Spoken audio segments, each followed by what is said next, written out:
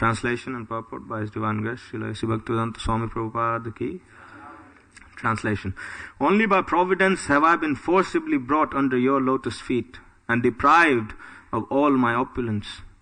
Because of the illusion created by temporary opulence, people in general who live under material conditions, facing accidental death at every moment, do not understand that this life is temporary. Only by providence have I been saved from that condition. Purport. Bali Maharaj appreciated the actions of the Supreme Personality of Godhead. Although all the members of the demoniac families except Prahlad Maharaj and Bali Maharaj considered Vishnu their eternal traditional enemy, as described by Bali Maharaj, Lord Vishnu was actually not the enemy of the family, but the best friend of the family. The principle of this friendship has already been stated. Yasya aham anugrinnami harishye tadhanam shanai. The Lord bestows special favor upon His devotees by taking away all His material opulences. Bali Maharaj appreciated this behavior by the Lord. Therefore he said, Devena nita prasabham tyajita shri. It is to bring me to the right platform of eternal life that you have put me into these circumstances. Actually, everyone should fear the so-called society, friendship and love, for which he works so hard all day and night, as indicated by Bali Maharaj by the words Janad Bhita. Every devotee in Krishna consciousness should always be afraid of the common man engaged in pursuing material prosperity. Such a person is described as Pramatta, a madman chasing the will o' the wisp. Such men do not know that after the hard struggle of life, one must change his body, with no certainty of what kind of body he will receive next. Those who are completely established in Krishna conscious philosophy and who therefore understand the aim of life will never take to the activities of the materialistic dog race. But if a sincere devotee somehow does fall down, the Lord corrects him and saves him from gliding down to the darkest region of hellish life. Adanta gobhir vishadam tamishram punah punascharvita charvananam. Srimad Bhagavatam 7.5.30. The materialistic way of life is nothing but the repeated chewing of that which has already been chewed. Although there is no profit in such life, people are enamored for it because of uncontrolled senses. Nunam pramatta kurute vikarma. Because of uncontrolled senses, people fully engage in sinful activities by which they get a body full of suffering. Bali Maharaj appreciated how the Lord had saved him from such a bewildered life of ignorance. He therefore said that his intelligence had been stunned. Stabdhamatir nabudhyate. He could not understand how the Supreme Personality of Godhead favors His devotees by forcibly stopping their materialistic activities. Om Ajnanatimirandhasya Jnananjanashalakaya Chakshurun Militam Jena Tasmai Shri Guruve Namaha Shri Chaitanya Manobhishtam Stapitam Jena Bhutale Swayam Rupa Kadamayam Dadati Swapadantikam Vandeham Shri Guru Shri Yuta Padakamalam Shri Gurun Vaishnavamscha Shri Rupam Sagrajatam Sahagana Raghunathanvitam Tam Sajivam Sadvaitam Savadhutam Parijana Sahitam Krishna Chaitanya Devam Shri Radha Krishna Padan Sahagana Lalita Shri Vishakhanvitamscha He Krishna Karuna Sindho Dinabandho Jagatpate Gopesha Gopika Kanta Radha Kanta Namostute Tapta Kanchana Gaurangi Radhe Vrindavaneshwari Vrishabhanusute Devi Pranamami Hari Priye Vancha Kalpatarubhyascha Kripa Sindhobhya Evacha Patitanam Pavanebhyo Vaishnavebhyo Namo Namaha Nama Om Vishnupadaya Krishna Prasthaya Bhutale Srimate Bhakti Vedanta Swami Iti Namine Namaste Saraswati Deve Gauravani Pracharine Nirvishesha Shunyavadhi Paschatya Deshatarine Jaya Shri Krishna Chaitanya Prabhu Nityananda Shri Advaita Gadadhara Shivasati Gaura Bhakta Vrinda Hare Krishna Krishna Krishna Hare Hare Hare Rama Rama Rama Hare Hare. So once there was a sage who went to a village and the villagers were very excited that such a great personality has come to their village.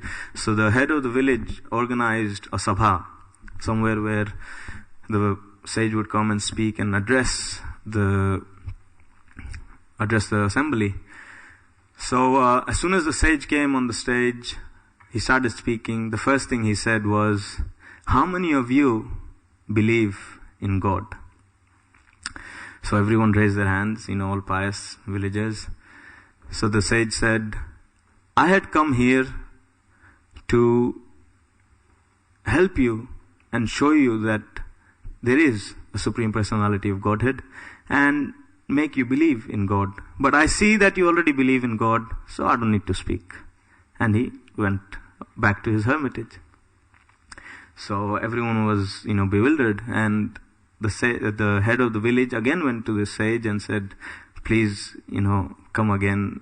We are very honored to have you. So please come and speak." So this time the villagers talked among themselves and they said, "Okay, we know what to do." Now no one raises their hands. So the sage again, he came and he asked, "How many of you believe in God?" This time no one raised their hands. And the sage said, "I came here to talk about God. And if none of you believe in God, there's no point of me speaking." So he went back to his hermitage. Everyone, all the effort and labor that goes into organizing a festival, the sage comes, he speaks, and he goes off. No one gets anything. So they talked amongst themselves, and now they had a new plan. So the head of the village again went to the sage and said, "Look, we're very happy to have you here. Please come and address the villagers." So the sage came a third time and he asked, "How many of you believe in God?" What do you think happened? Half of the assembly put their hand up and the other half kept it down, hoping that now he would speak. But he said, "Here I came to help you have faith in God.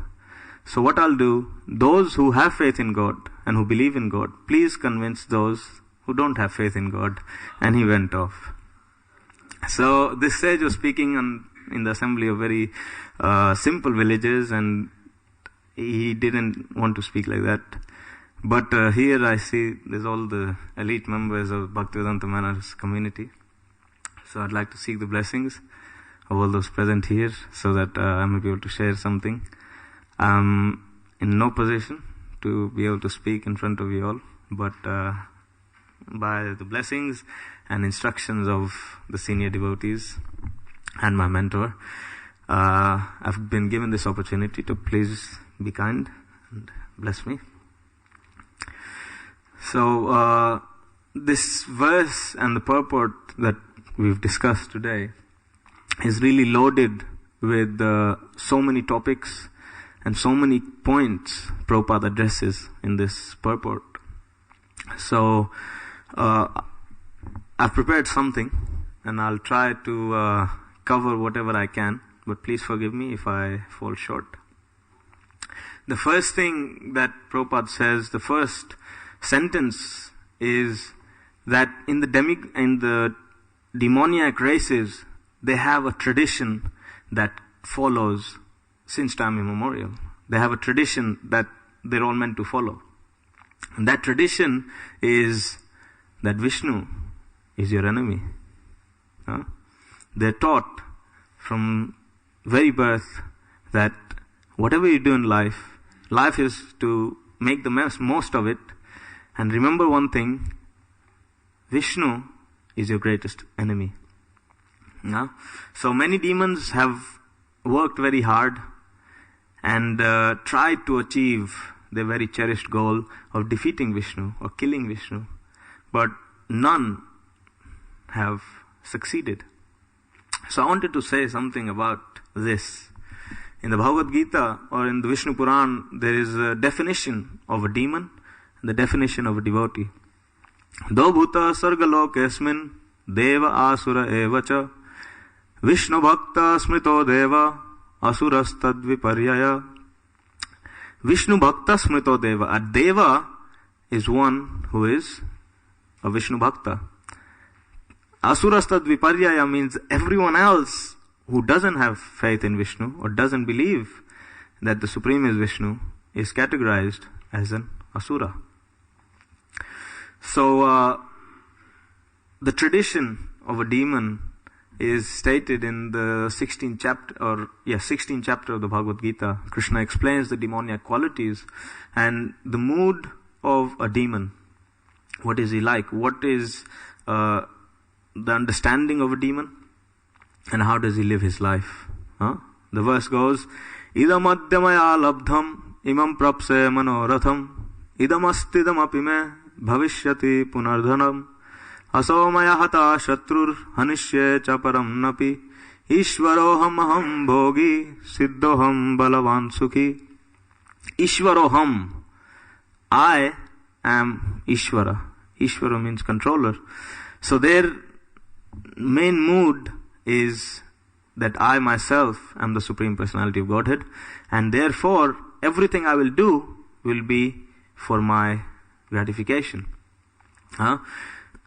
So much wealth do I have today.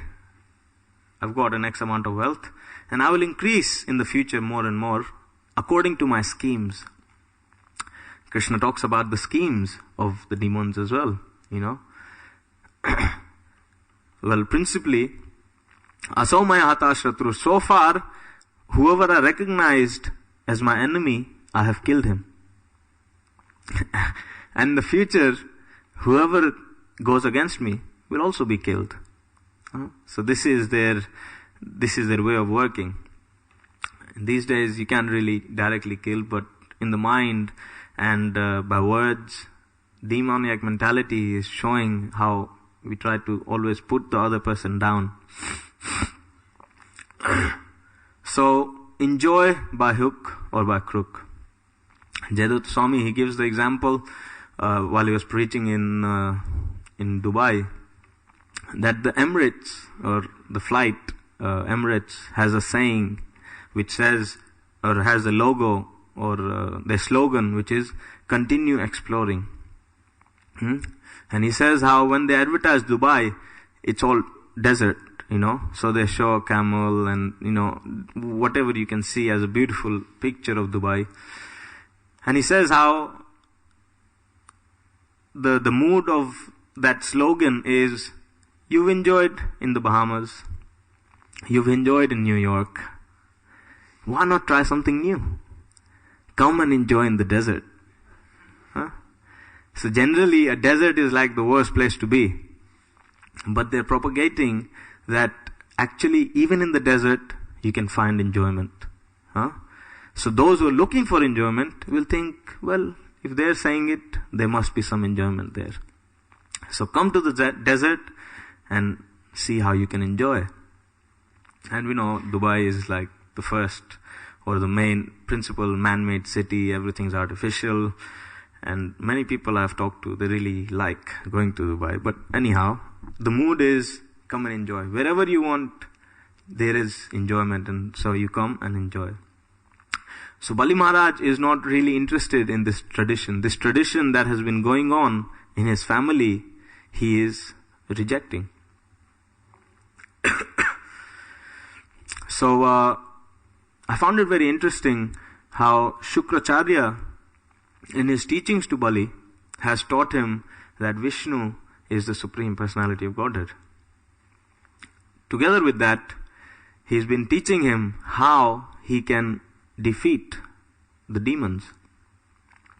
So, if you try to put the two together, it seems that they might be worshipping Vishnu as well, the demons.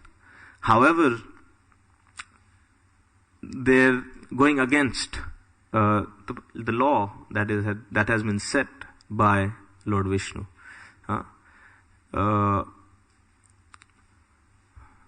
Kapiladev, in his teachings to his mother Devahuti, he says that those who worship the deity but who do not see me as the super soul of other living entities, their worship I don't really accept. That is the very basic kind of worship, or a very low platform of worship.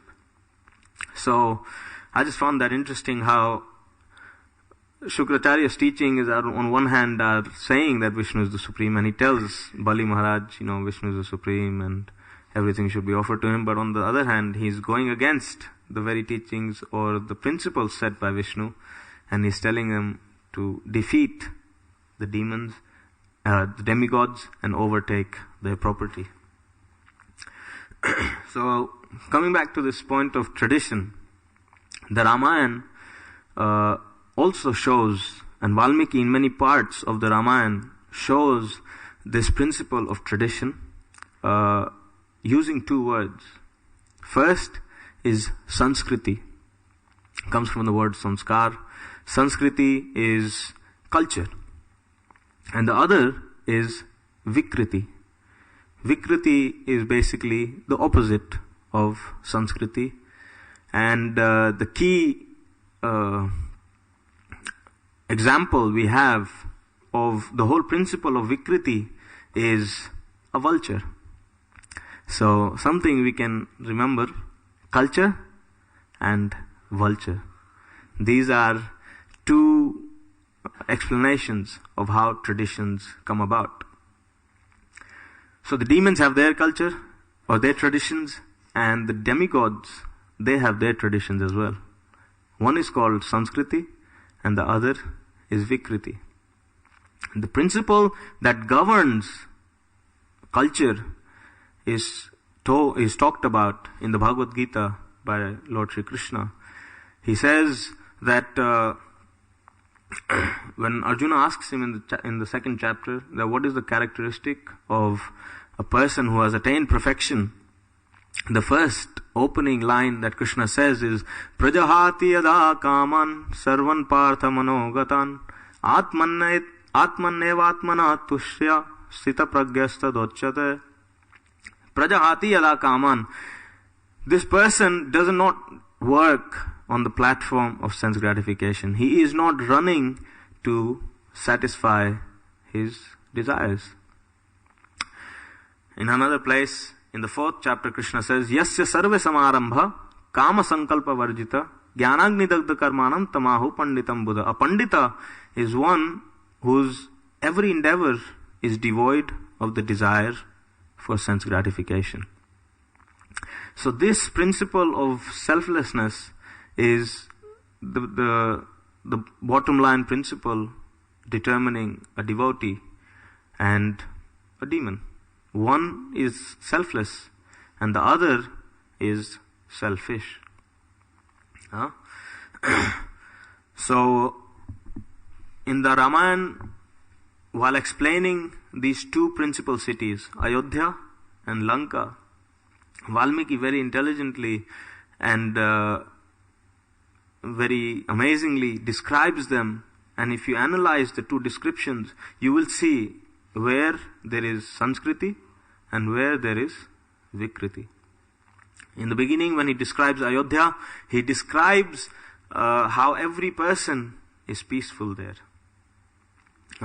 Every person is very harmoniously working according to his position in society. He describes the weather. There is no extreme climatic conditions. He describes the serene environment. The birds are chirping. And like this, he's showing what is happening in Ayodhya. And then he describes Lanka. In Lanka, he says there are beautiful palaces. It's a golden city. So he describes the palaces are made of the top class marble, the top, quality gold. He describes amazingly the vehicles, the cars, the vehicles that these demons use, and how there is a lot of not noise, but a lot of things happening. There's a lot of mode of passion is prevalent in Sri Lanka. So it's interesting. Firstly, he describes Ayodhya, and in Ayodhya he doesn't mention how beautiful, how big the palace is of Dashrath. He doesn't mention what type of chariots and what type of vehicles they drive or they travel in. But he describes the people, the mode and the mood of the people of Ayodhya. Peace and harmony with nature. This is what Ayodhya is. And in the Lanka, there is passion, there is beautiful buildings, and not much mention of the people of Lanka.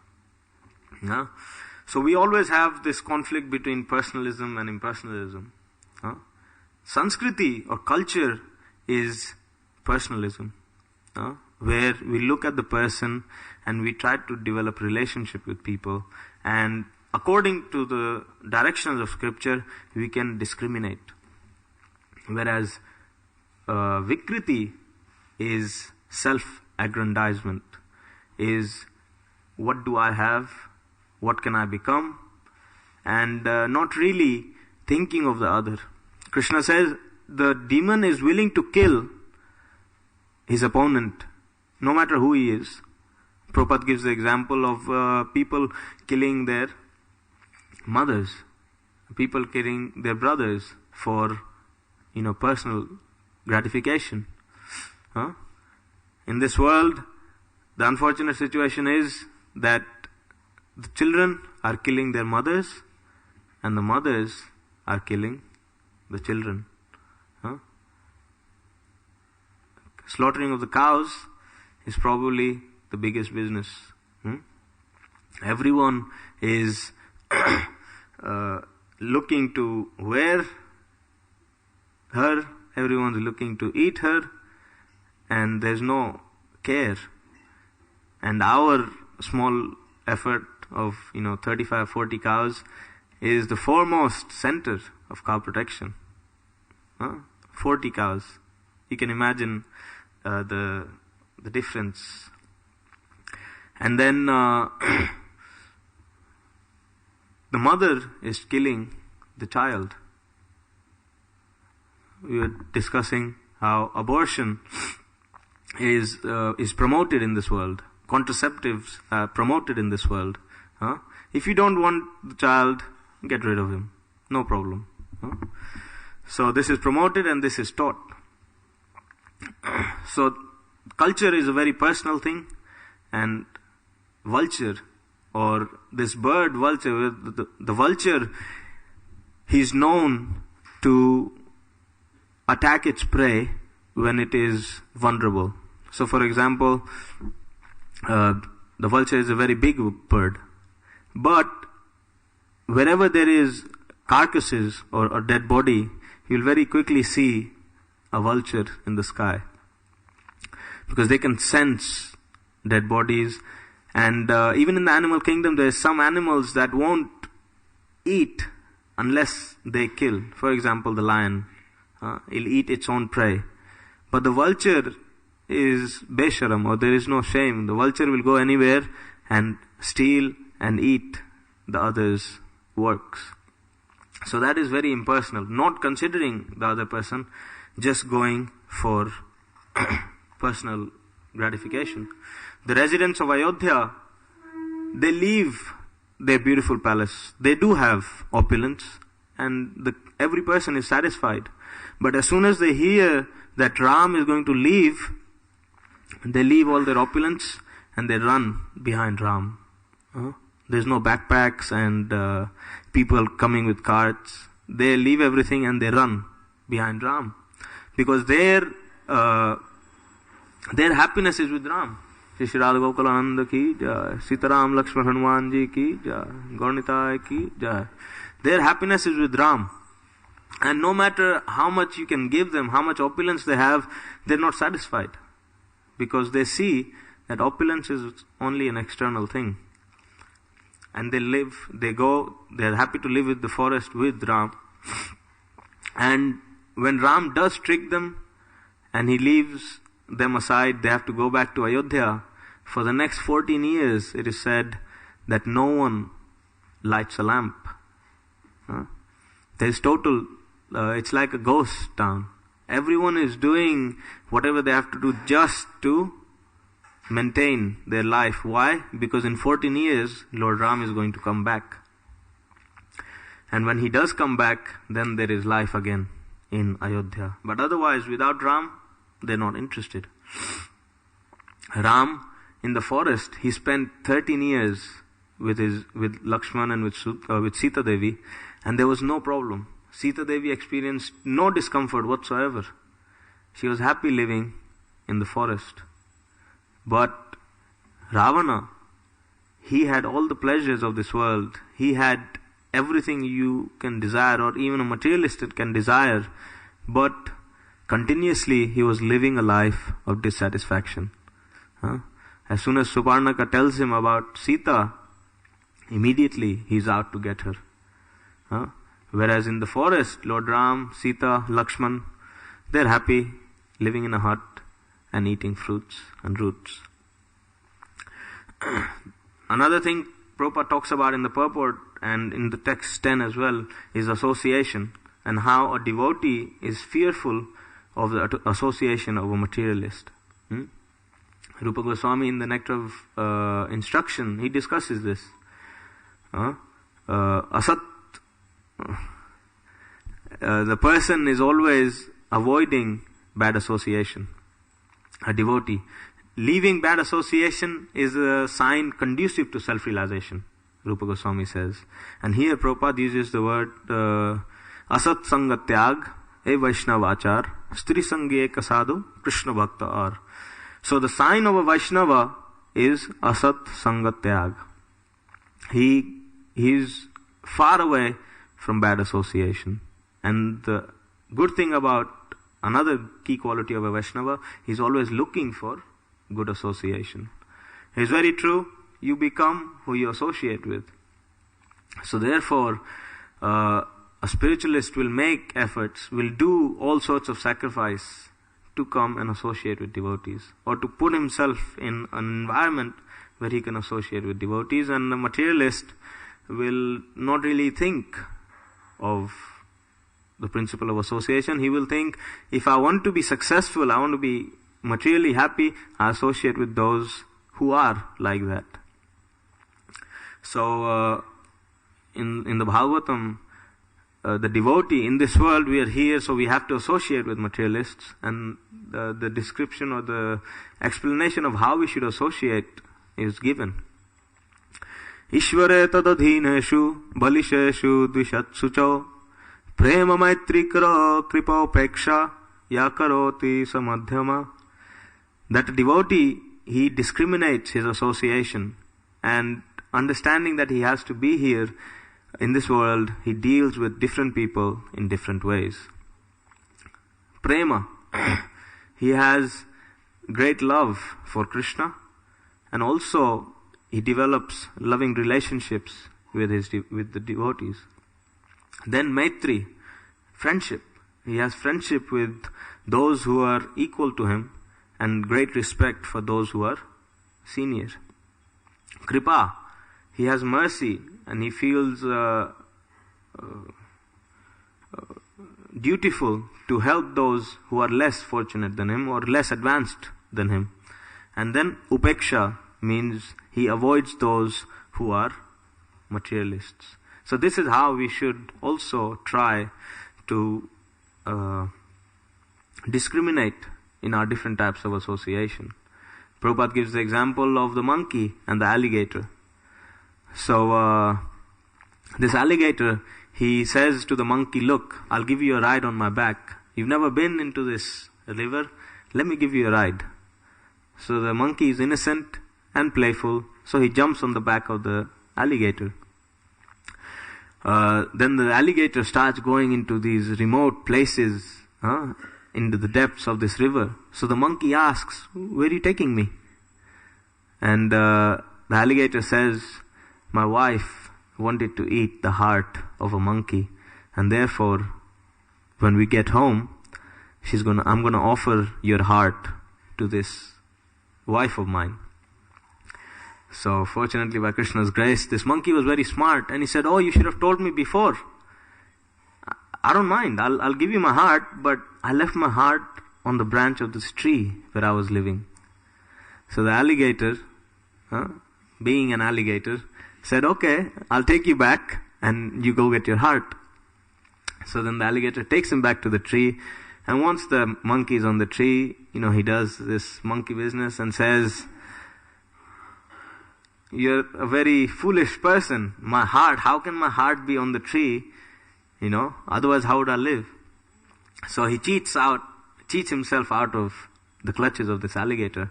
And similarly, we have to remember that our heart is for Krishna. And there's everyone else there who's trying to enjoy our heart.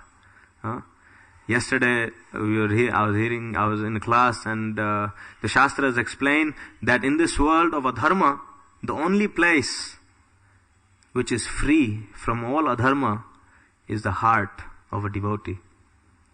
In this world, adharma is even in holy places. We get questions, when I go to Vrindavan, when I'm hassled by so many, pandas, and I'm hassled by the rickshawalas, how do we behave? So even in holy places, adharma is found. But the only place, I think it is the Samaveda that says, is the heart of the devotee. The heart of the devotee is very soft, just like butter. So we have to guard our heart.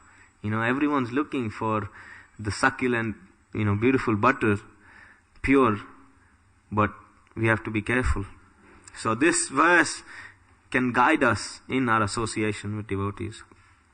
And just before I finish, just wanted to say a few things about Hari.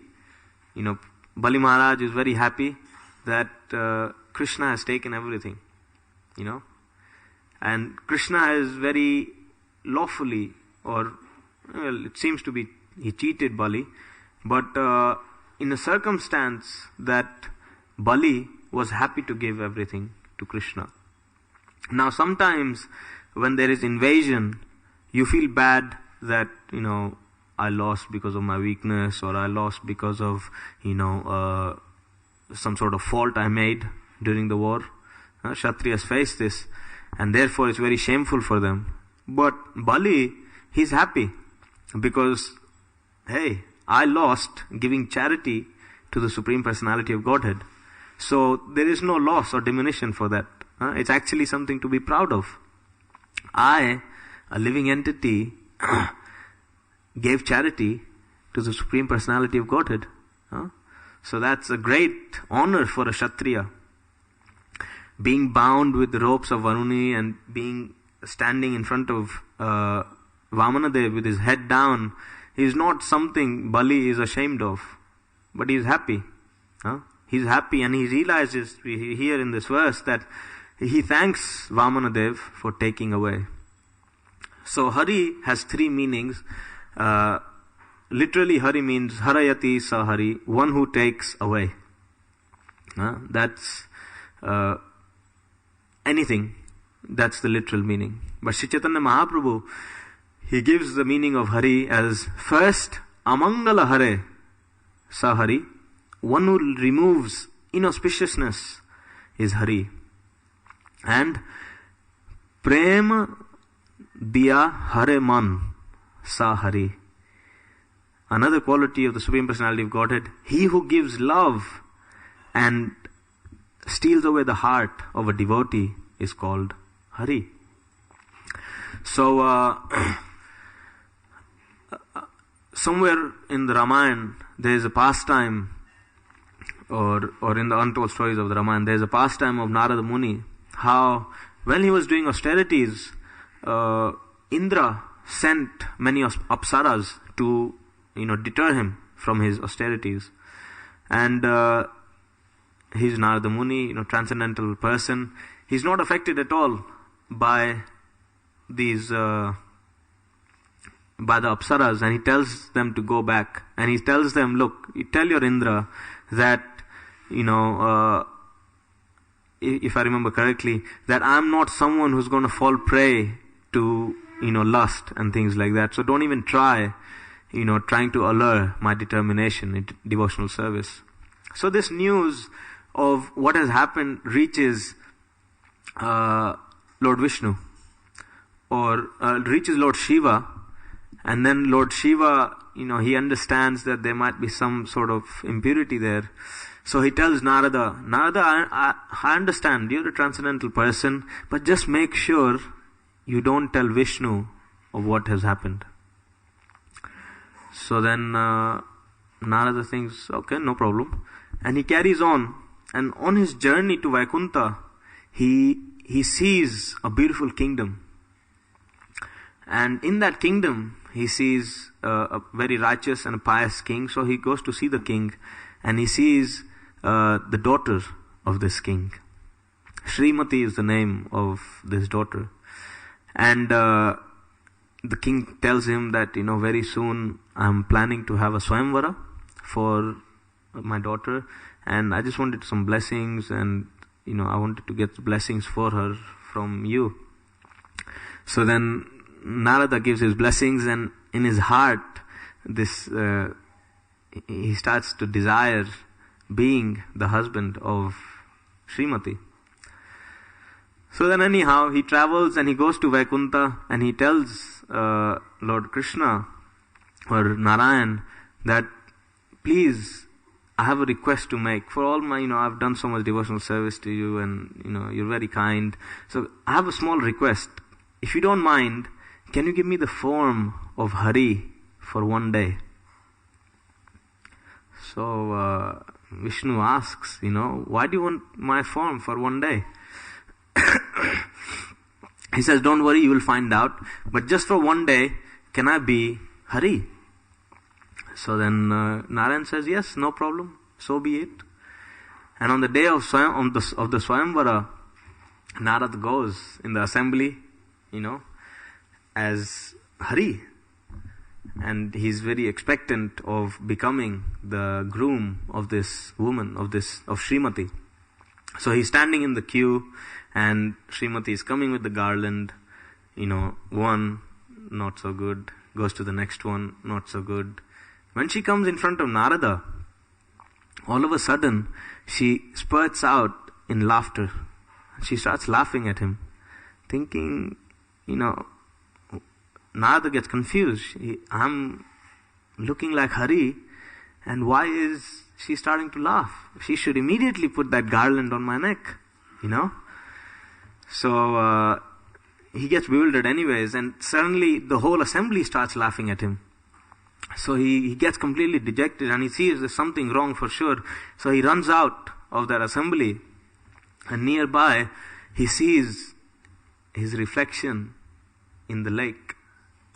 And he'd never checked the form that Narayan had given him. So when he looked into this lake, he saw that he had a face of a monkey.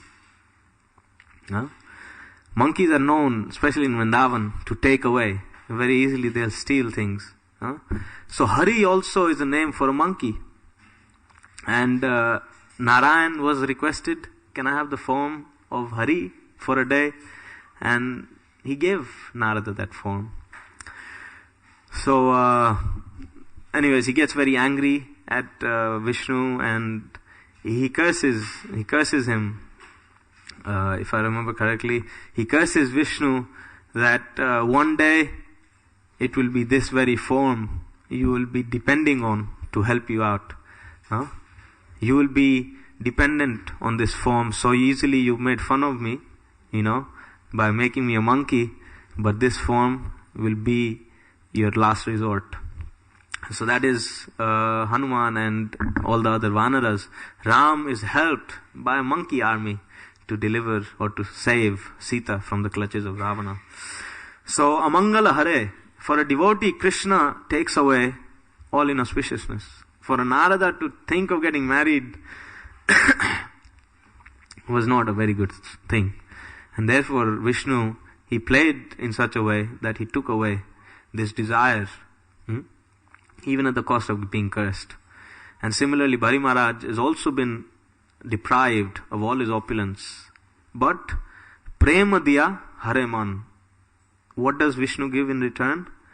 It's very easy to criticize him saying, oh, he takes away. But what is it that he gives in return? Prema Diya Hare Man. He gives love of himself. Narada, Srila Prabhupada, in his, struggles in India with Allahabad, and then losing his factory and losing his wife, he's simply on his journey back to Delhi and he's laughing because he sees that Krishna has taken everything away from me and giving me the most auspicious path of the goal of life. So there's other things, but we're running out of time. So, we've run out of time. So I just like to once again seek the blessings of all the devotees, so I can practice these things in my life as well, and improve and try to purify my heart, so I can take shelter of the devotees and Krishna. Grantaraj Srimad Bhagavatam ki jai. If there is any corrections or criticisms or questions, then please feel free.